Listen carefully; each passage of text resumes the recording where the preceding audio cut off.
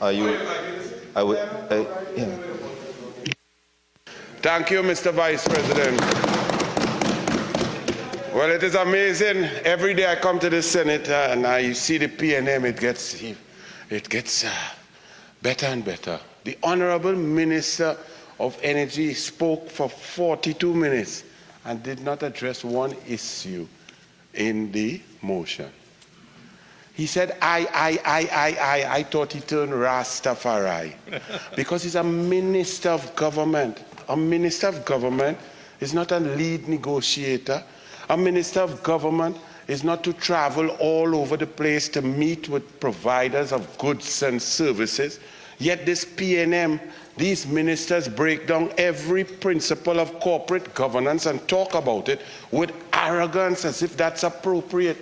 The whole concept of anti-corruption or corporate governance is the principle is to keep the decision makers, the executive, the cabinet, the prime minister, the ministers, those who are going to decide, far away from the service providers.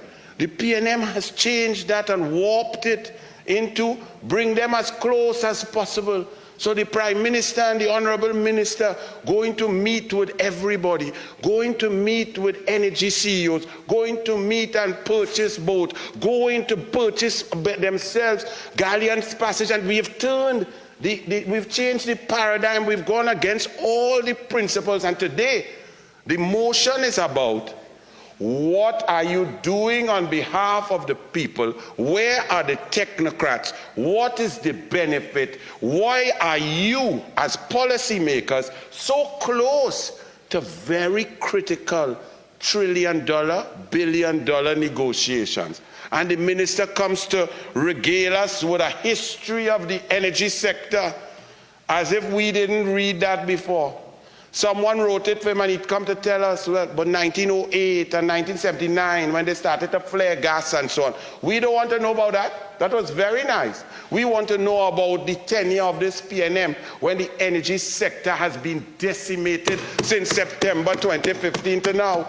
We want to know about the negotiations that the very said Minister of Energy and the Honorable Prime Minister and member for Diego Martin West boasted about in 2017, that they went and there was this roadblock and the technocrats were dealing with it and they couldn't get it done, and they went to Houston and it was led by the Honorable Minister of Energy now, but he was then the Minister of National Security, and they left the then Minister of Energy home while negotiations were taking place. They feel we don't remember, they feel we sit down and we fall asleep.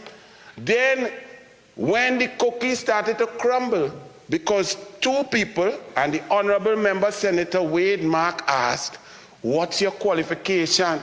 There's a reason we go to school. There's a reason we study hard. There's a reason we specialize in a field. It's to be an expert. That member, the last time I saw, he's a lawyer, but now he's a major negotiator. He don't know about chemical engineering. He don't know about gas. He come to tell us about molecules and what happened and all of that. He now learned that. But there are people who are specialists in the field who go through HR processes to be hired at NGC, to be hired in the Ministry of Energy, and all of a sudden the PNM tell all them bright people, stay in the back. We come in with a geologist and a lawyer who claim to fame is an email gate defense to negotiate on behalf of the country. And when we saw the effects of that negotiation, for the first time in history, he didn't give me that history though, for the first time in history, NGC make a loss under his negotiation, and he come to talk here today and forget all of that. NGC under Kamla Prasad Bisesa and the UNC back in 2013, 2014 was reporting 2.1 billion US in profit. They come to negotiate and it's loss after loss after loss. Point Lisas in 2016, 2017 was up at about 74% capacity. After the great negotiation of this Minister of Energy who came in the Senate here today and his Honorable Prime Minister, by 2020, 11 companies shut down in Point Lisas. I ain't talk the refinery yet, you know. He started to talk about heritage, netting off US. Well, Petrotrin with the refinery was netting off that same US up to 2 billion US per year. They came and says all kind of people with big contract, men who's cutting lawn was getting 30,000, all kind of dramatic, nonsensical stories. When the fact of the matter is, the yoke around Petrotrin neck was the Malcolm Jones P&M negotiation for World GTL and other projects which put them in a debt portfolio of $13 billion, having to pay a bullet payment of 850 million US. They ain't paid that yet, you know. They kick the can down in 2028. We will have to pay that when the UNC becomes the government, and they are pretending that heritage, playing games with accounting, like they feel we don't read, like we don't prepare. Look, they thought they could come here and stop a debate. The UNC could stand and talk whole day. You could extend my time and all. So when we come here, and the motion is a very critical one, to talk about what is going on. You're not reporting. The Honorable Minister said, check the record. We have reported every step of the way. Well, I checked the reports. He came here today, and you see, when you don't tell the truth, sometimes your memory had to be very good. You see, when you tell the truth, you could just talk. You don't even need paper. When you're not telling the truth, your memory has to be very good, because there was a COVID time, and Trinidad and Tobago were #1 in the world because they blocked their own citizens from coming home. You can't come home. Whether it's 14 days, whether it's PAHO regulation, you can't come. They locked down. Nobody could come home.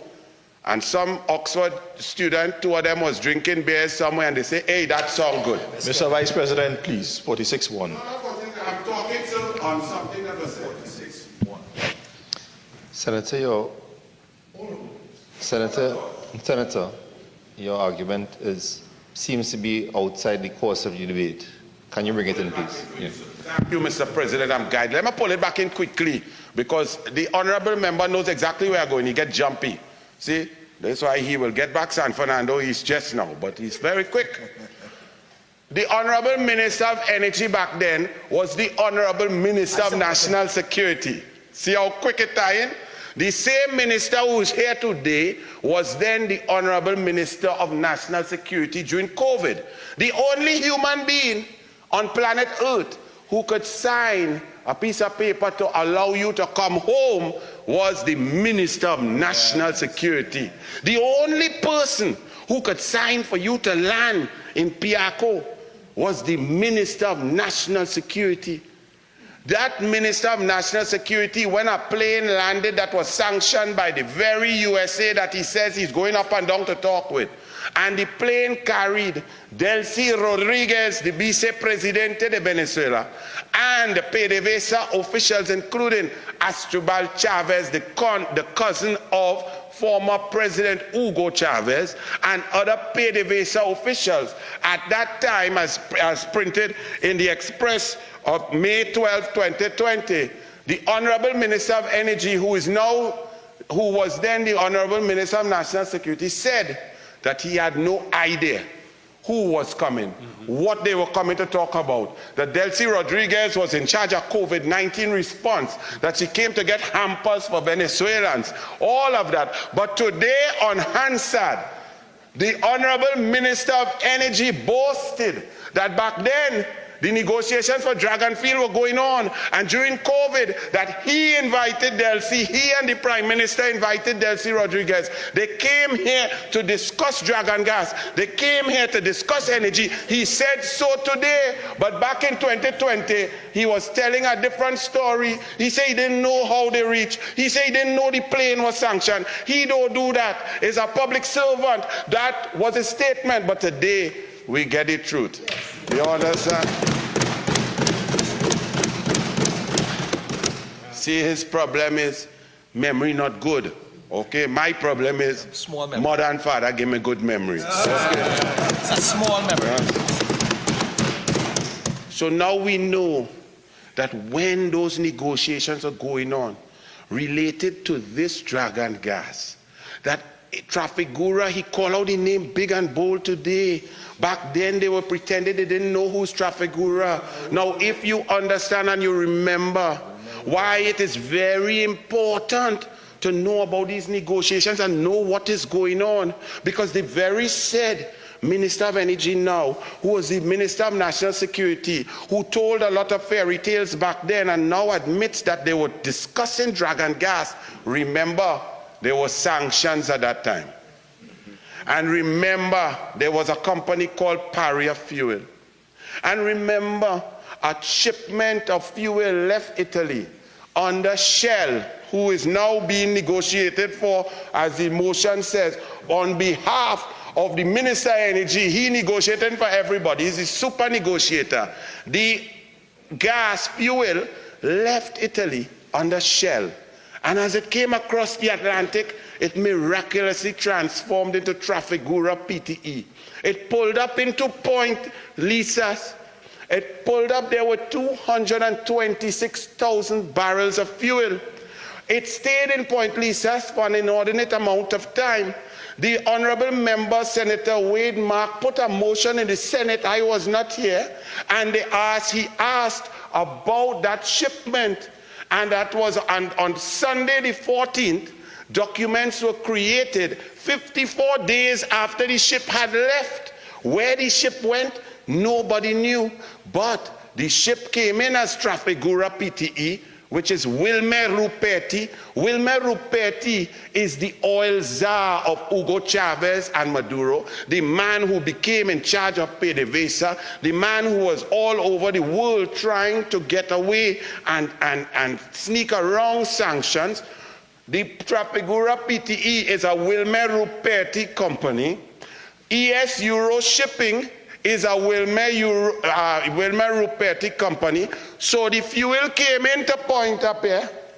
I was connecting it very carefully, because remember, we are talking about transparency, accountability, truth. We've just caught the Honorable Minister telling untruths back from 3 years ago with the same oil and gas, the same players, Delcy Rodriguez and Maduro, during sanctions, which could have risked this country's status. But they come to talk about patriotism. When you heard that story, we only found out that the ship had actually come into Pointe-à-Pitre and left, because the U.S. at that same time had Coast Guard vessels in the Caribbean Sea. At that same time, they found 2 shipments packed with cocaine, 900 million, remember? The link, you're letting me link it, it's very important. The fuel ended up in Venezuela, sir. The fuel, I'm not finished yet. Senator Roberts. Senator Roberts. Excuse me?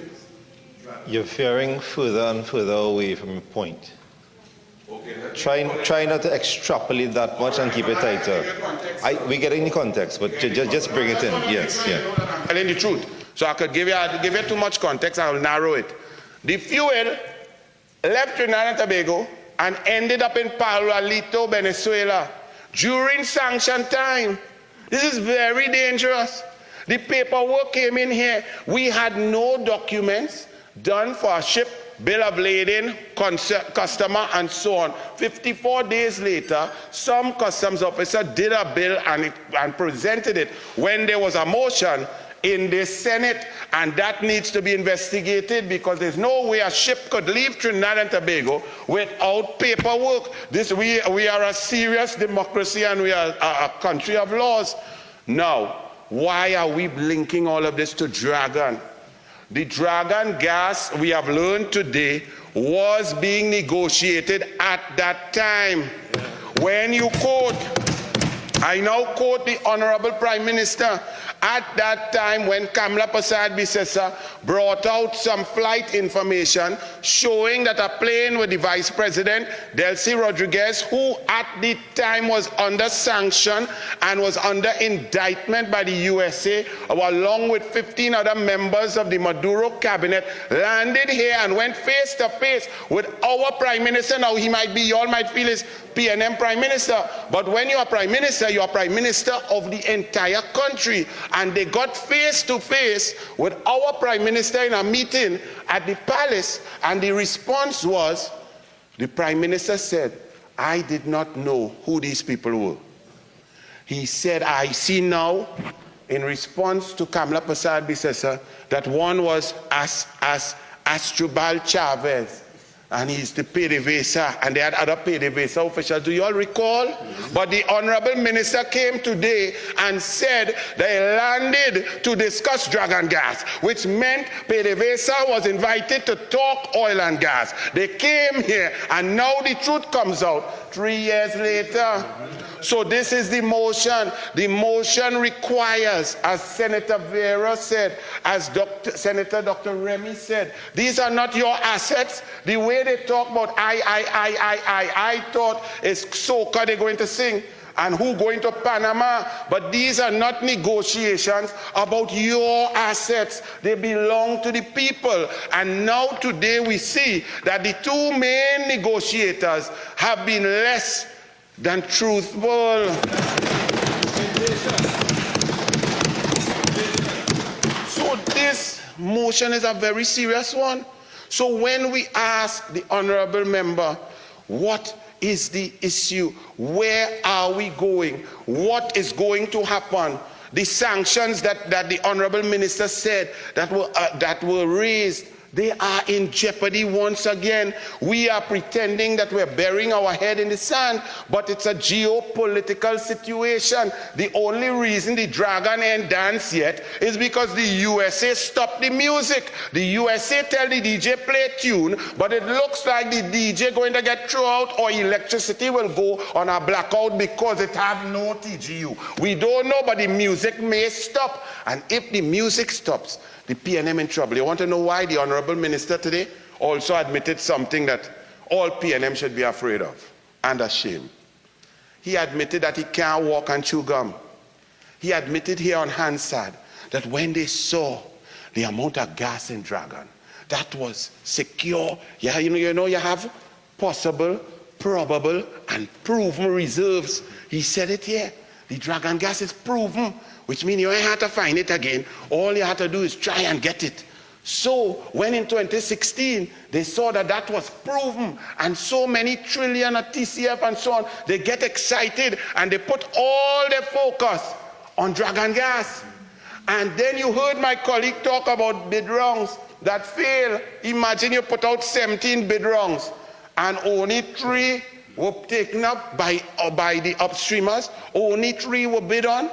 That's like you're going in a party and ask 17 girls for the number and you only get 3. That's not a very good track record. That is what they're boasting about, because they said Dragon gas is it all, and they put all the effort, and right now all the effort, the basket empty, because they miss all the egg outside the basket. So when we talk about this motion, it is a very serious motion. The Honorable Minister told the Honorable Senator Vera, and I must commend Senator Vera. When I don't agree with him, I criticize him. So I must be man enough when he speaks well and asks critical questions, I must make that point. Honorable Senator Vera was so despondent, was so disturbed by the waffling of the Honorable Minister, by the filibustering for the first 11 minutes. He did not read the motion. He didn't come to respond to the motion. He was giving us a historical lesson about Ken Julian and whoever gave ideas to come through from 79 back to 1908. The Honorable Senator Vera asked the member, sir, transparency, accountability, corporate governance, what is your role? How can you be policy maker? How can you be negotiator? How can you be finalizer and contract man? He told him, he tried to rush the senator. I said, no, I will deal with that. Well, we're still waiting for him to deal with that. If it was an all-force game, we had no cards because he ain't deal with it yet. So I am saying here that we are still none the wiser. What we have been told here in 43 minutes is, mind your business. I in charge.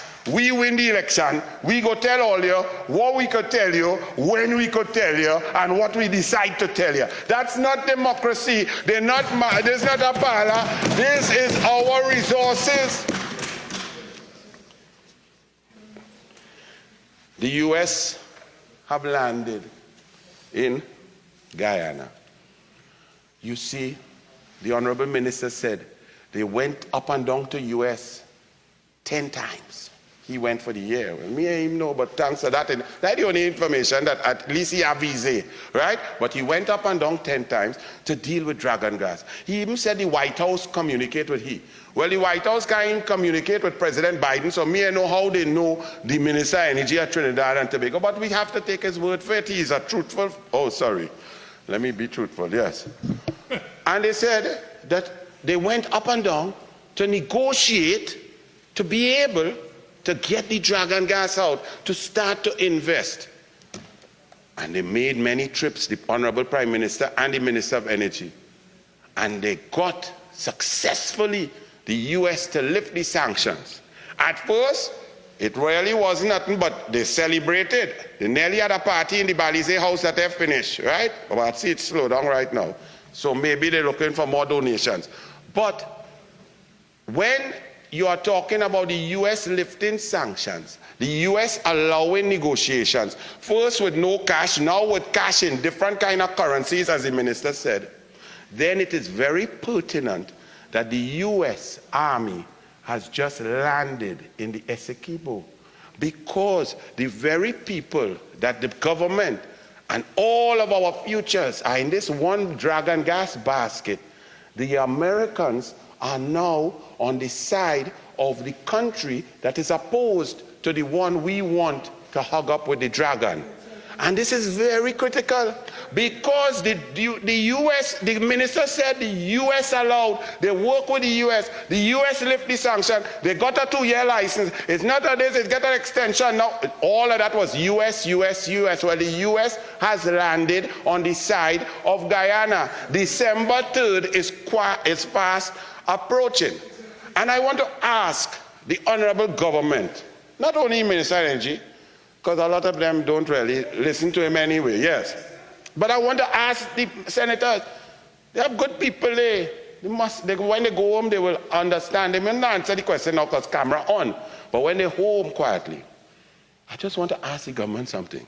Since this is our future, and we ain't do we work and get no bid on no gas that we have. We ain't try to use technology to find more in our land, or in water blocks, or Tobago. We ain't do that. We say dragon. Okay. And Senator Sagram Singh Sukral, Honorable Attorney at Law, I want to ask her. Honorable Minister in the Ministry of the Attorney General and Minister of Legal Affairs. Nice. I have plenty title, but deservedly so. I want to ask something. If someone you're negotiating with has no respect for the international court, international law, rule of law, natural justice, codified laws and boundaries from 1897 to 1899, does not care, calls a referendum of his people to say, I want to ignore the international court and I want to take what I want to take because I am a strong man, I have army, I have missile and I have jets. Do you feel comfortable signing a piece of paper with that person? Because you're talking about contract. You're talking about signing a piece of paper. And we have not heard the information, Honorable President, because we want to know, what's the negotiation? Because what we are hearing and what was neither confirmed nor denied today is that we have to put between 65 million US and 100 million US up front, because it makes sense, Venezuela had no cash, they were under sanctions for a very long time, to build pipeline and so on and build infrastructure. That means the people had to take their money away from medicine, hospital, road, school, gate, food card, all them things to try and invest in this great future with a man who ignoring and disrespecting the international court. Do you have confidence that when you don't spend our money and the gas start to flow and the man start to see money, that he tell you, I watch all you down in Tetron and all you only eating 3 meal a pail per day and all you can't fight me, and therefore the gas is mine? Do you feel confident that a man who will disrespect the international court will respect a piece of paper with you? I am very worried about that, because not only am I worried as a citizen, the Honorable Minister has told me my children's future, my 9-year-old daughter's future is in that dragon gas. So if her future is in Maduro hands, I don't feel confident, because the future of Guyana from 126 years ago is in jeopardy now, because Maduro does not respect the law, does not respect propriety and contract. 46-1, please, Mr. President. Okay.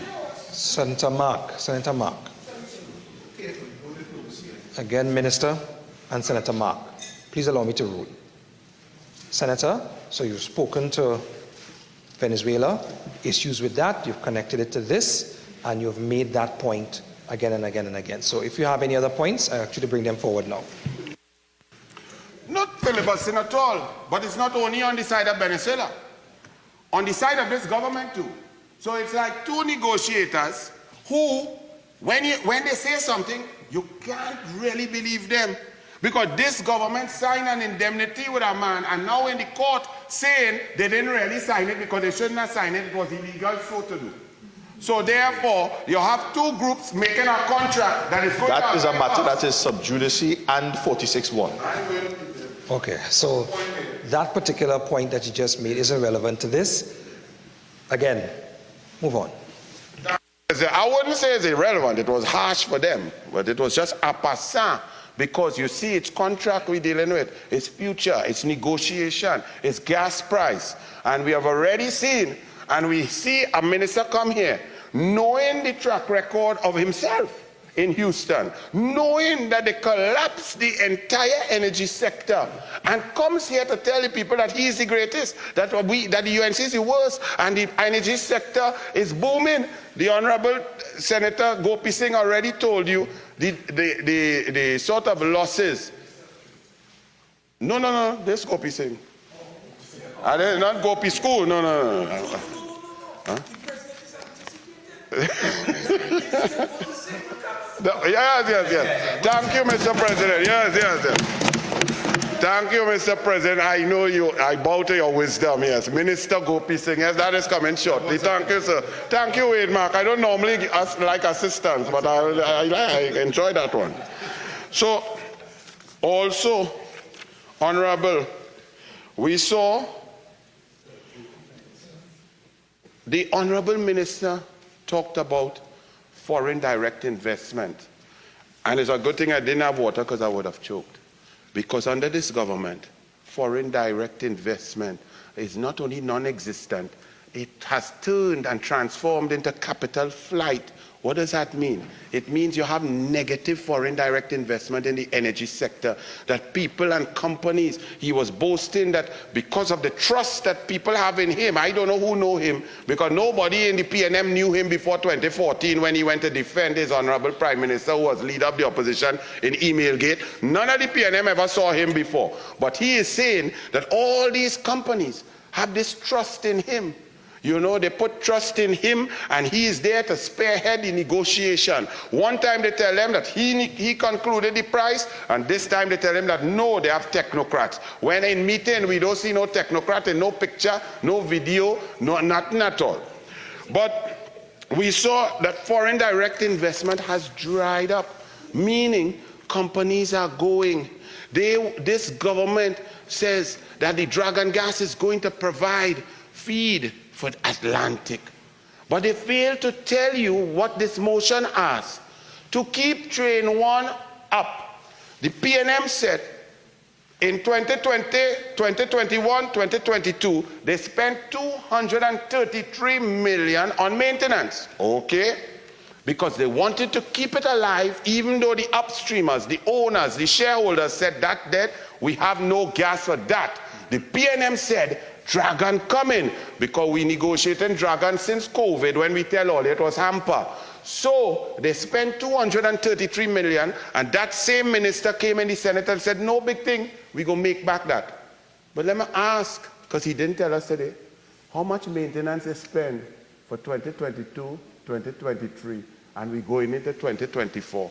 Because the plant's still down, And the cost, one could extrapolate that if you spend 233 million in a 15-16-month period, that the same cost should apply for the next 16 months. But we don't know, because the minister didn't answer, because the minister didn't want to hear Senator Vera. He didn't want to tell us the information that we asked. He said everything is a secret and that non-disclosure is very important. It might be important to them because they should not be negotiating in the first place. So they have to keep it secret.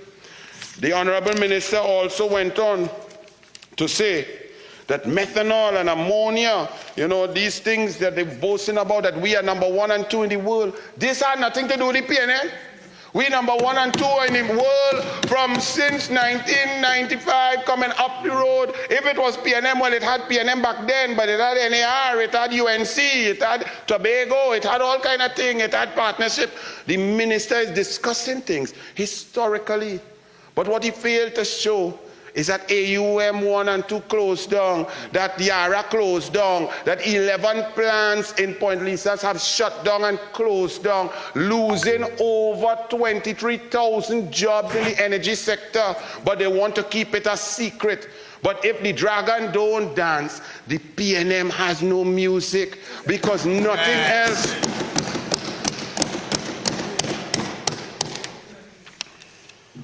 The minister talked about negotiating deals. I saw some of the independent senators' face. Those who study hard to understand red flags, to understand corporate governance, to understand how you keep decision makers away from goods and service providers, and they could not understand what was being said. What is a minister discussing negotiating deals? That's not a minister's job. You have people, you want to do a contract, we know tendered, we argue the procurement legislation. A minister getting actively involved in pricing, purchasing, movement of money in the billions of dollars is not on. It is a red flag, but the minister stands up here boasting and then goes on to say that he went on CNN to tell us our life good. And we couldn't understand what he was talking about, but we understand now. While we could walk out here and dead, we would bust we tire outside when we drive in. The country in a mess, you can't buy nothing in the grocery, $100 worth $60 as compared to 2015. But he's saying we life good. So he come to say he went on Quest and tell them that. What we ask here in this motion is how much you paid Quest for that interview. How much the taxpayers paid for that interview. Because Quest didn't know about the Honorable Minister. Quest didn't know about him. Quest did not call him. We are not a major player right now because since 2015, our production, our productivity has diminished on every level. Stick a small pin there. Yes, let me do that, yes. Now, when they can, I look at my note here, Senator Vera was brilliant. Senator Vera, we have to record that one. That was excellent, but the Honorable Minister did not answer. Right. He was very right? Yes. He bobbed and weaved.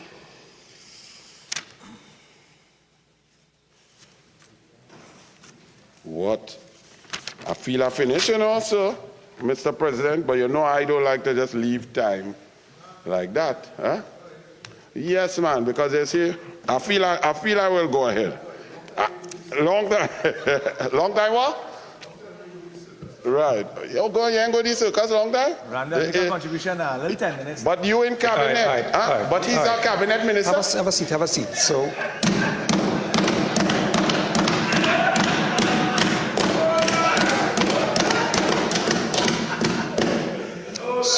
we have about 3 debates going on. And the only person who has the attention of the floor right now is Senator Roberts. So Senator Roberts, continue. Oh, yes. So, Mr. Vice President, Mr. President, sorry, and I should, as a senator, know that you are the president because I appreciate that greatly. I won't go through all of this, but I will just not show you, but I will just say that all of these are articles regarding the tensions that are existing in our neighborhood. in the Essequibo. These things are related to the dragon gas because of the players who are playing. On one side, you have the USA and Guyana. We want the USA to uphold the license, to extend the license, to allow Venezuela to conduct business, for us to be able to pay and negotiate. If that... Senator, you have 5 more minutes. Thank you, Mr. President. If that goes away, so does dragon gas. It is a very important, critical aspect. I saw the Guardian newspaper wrote that, and I thought I would have liked to hear some of that today from the Honorable Minister. The Guardian editorial said that the Keith Rowley Prime Minister Diego Martin West administration was in a very titular key position to be able to handle or lead diplomatic talks and cessation of intensity and fight between Guyana and Venezuela because of the negotiations with the dragon gas and the great relationship that the Honorable Minister of Energy spoke about today. Now, the Guardian, they probably ran out of space. They forgot to tell us how or what the government was doing in that vein, because thus far, the PNM has been absolutely silent as a Trinidad and Tobago government on the issue of Essequibo. Or the only statement coming out of the government was that CARICOM position is our position. Well, CARICOM is not negotiating our children's future with dragon gas. As the minister said, everything is dragon gas. All trips, 20 trips, everything for the last 5 years. In the COVID, Delcy Rodriguez visit, Astrubal Chavez coming, everything USA going up to Congress has been dragon gas. Dragon gas is their football. Dragon gas is their LeBron James. But now it is in jeopardy, and the PNM and the Prime Minister, the Minister of Foreign Affairs, the Minister of Energy came here today and did not say anything. Because had the minister read the motion and come to the Senate and say, listen, we understand the situation. We are not only going to negotiate gas price and so on to get and monetize that dragon field, but we are going to ensure that the cessation of hostilities is forthwith, so that we have put a strong team to go there, to sit down as the arbiter between Guyana and Venezuela, because we have a great relationship with Maduro. The Honorable Prime Minister danced the conga line with Maduro. The other minister has been sitting cross-legged with the Delcy Rodriguez on 10 different times without any technocrats. We did not hear that. So therefore, we are worried because everything is a secret. And Trinidad and Tobago's future has been put on hold by the PNM because all the eggs in that basket, but the basket looking weak. The basket looking like it gets soaked. The basket look like everything is going to fall out. So let me just say on this motion that I support my honorable colleague. I support the request from the independent bench. You don't hear that much from me, but I support the request for information. We are seeing a trend in this government, a sort of hubris and arrogance in their statements about tea and tech bills, that we must show the people what the electricity really costs. But the electricity really costs. The reason it's cheaper is the gas and the oil belongs to the people. So I don't understand what you're trying to tell the people. Is the oil and gas the cabinet own? Is the oil and gas the circus own? No, it belongs to the people. So take the motion seriously. Bring the information. We want to know what is the position between Trinidad and Tobago and Venezuela, Trinidad and Tobago and Guyana, Trinidad and Tobago and the USA, Trinidad and Tobago and Russia, Iran, and getting involved and mortgaging our children's future. We have heard nothing from the Minister of Energy today that could make the population feel that we are in good hands. We have a track record of 8 years of demise of the energy sector. We refine nothing, we make nothing, we had no bitumen. The Point Fortin Highway are more potholed than Diego Martin, and Trinidad and Tobago is in a total state of chaos. The minister came here today, had an opportunity to be humble, to show, to share information, to bring forth, to answer, to appease, to let us know that the future is bright, that we will have money for children for gate, we will have money to fix road, we will have money for sports so children, footballers would not have to play on ESPN with a name blank out and wrong name coming through and so on. We hope to hear that. We have no confidence in this government. We have seen the Minister of Energy tell untruths, and he admitted today, and now we say in this motion that we are calling upon the government to give all the information and be forthcoming about Dragon Gas and every negotiation about the people's assets. Thank you, Mr. President.